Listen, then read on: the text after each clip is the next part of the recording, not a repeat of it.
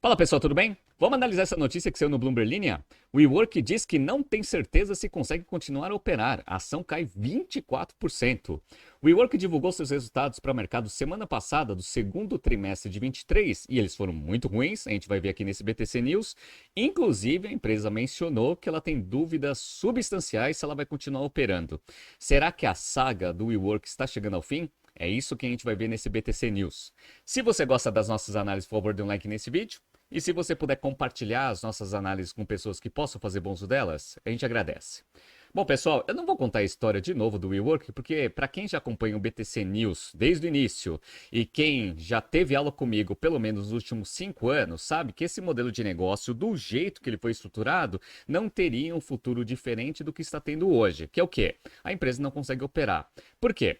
Um dos fatores críticos de sucesso, né, para fazer esse modelo de coworking funcionar é, primeiro, você conseguir alugar um espaço ali que você vai montar a operação a um custo baixo e você conseguir eventualmente fazer uma estratégia de precificação adequada para conseguir ter um nível de ocupação mínimo para conseguir eventualmente ter uma receita maior do que você tem que pagar para o dono do imóvel. E aí no spread entre receita e custo é onde que você vai ter a rentabilidade do negócio, que eventualmente, se bem estruturado, ele pode ter até um futuro próspero. Tanto é que existe uma empresa inglesa chamada IWG, que ela opera, né, com coworking há bastante tempo, em capital aberto, lá na Bolsa de Londres, e ela mostra resultados sólidos. Obviamente sofreu bastante no meio da pandemia, mas esse negócio ele sempre foi muito mais sustentável que o WeWork. Por que que eu sempre achei que o WeWork não teria um futuro muito promissor?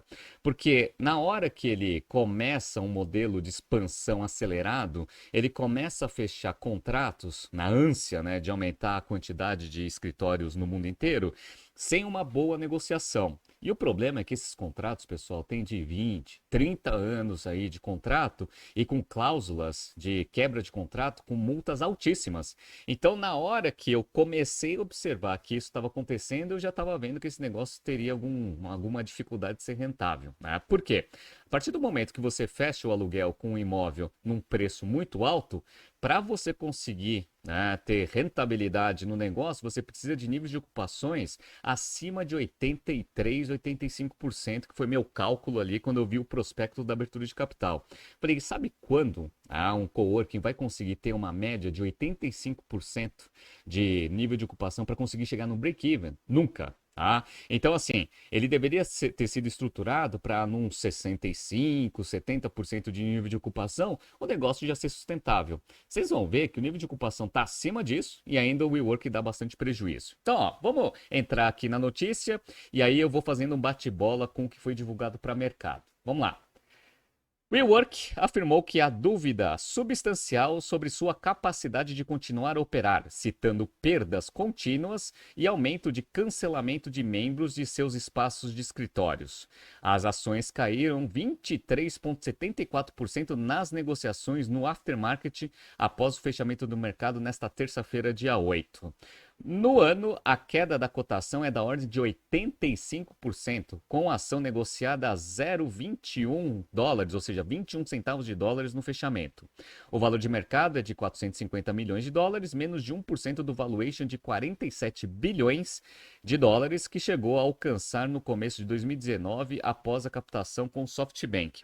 Eu me lembro muito bem desse momento, porque quando o WeWork anunciou que ele iria tentar fazer a abertura de capital 47 bilhões, eu estava dando uma aula do General Business Program, de valuation, naquela época, e os alunos me questionaram se fazia sentido esse 47 bilhões.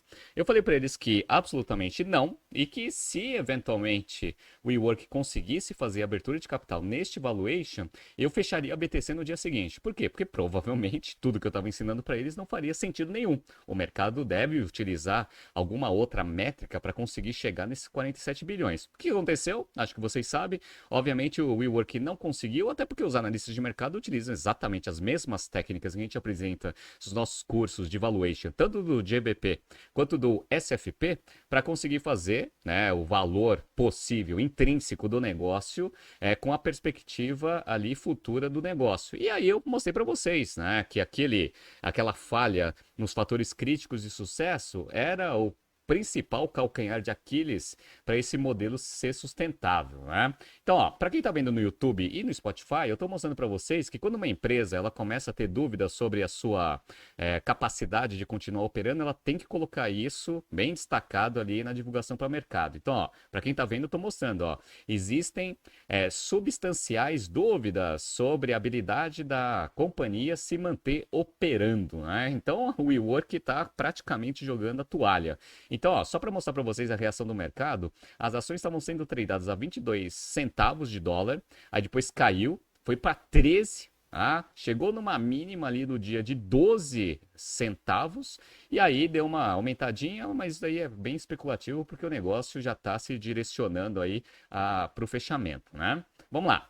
A empresa que consagrou o modelo de coworking se concentrará nos próximos 12 meses em reduzir os custos de aluguel, renegociar contratos de locação mais favoráveis, aumentar a receita e levantar capital, conforme informou a WeWork em comunicado ao mercado, ou seja, ela vai precisar fazer absolutamente tudo, ou seja, começar a empresa do zero para conseguir fazer esse negócio virar, né? A empresa não informou se as medidas se aplicam à operação nos principais mercados da América Latina, o que inclui Brasil, Argentina, Chile, Colômbia e México. Essa operação está sob o comando do SoftBank Latin America Fund, segundo uma joint venture anunciada em maio de 2021. A gente já acompanhou um pouco da tomada de decisão da operação da América Latina, que está sendo muito melhor em termos de condução e gestão do que a operação global. No entanto, ainda tenho dúvidas se eventualmente, né, com todo esse turnaround aí que está sendo feito na operação da América Latina, o WeWork como um todo ele vai conseguir se sustentar, né? Vamos lá. O aviso da WeWork vem apenas meses depois da empresa firmar um acordo com alguns dos seus maiores credores e o SoftBank, seu principal investidor, para reduzir sua carga de dívida em cerca de 1,5 bilhão de dólares e estender outros vencimentos. Ou seja, a empresa já está endividada. Então, ela vai precisar, além de remunerar, né, o acionista que injetou dinheiro na empresa, ainda eventualmente vai precisar ter caixa suficiente para conseguir pagar suas dívidas, que, pelo que a gente está vendo aqui, já estão ali com um vencimento, né, meio que próximo, e sem perspectiva de geração de caixa, tá? Então vai precisar estender o prazo das dívidas, né? E ocorre apesar da melhora dos números apresentados do segundo trimestre.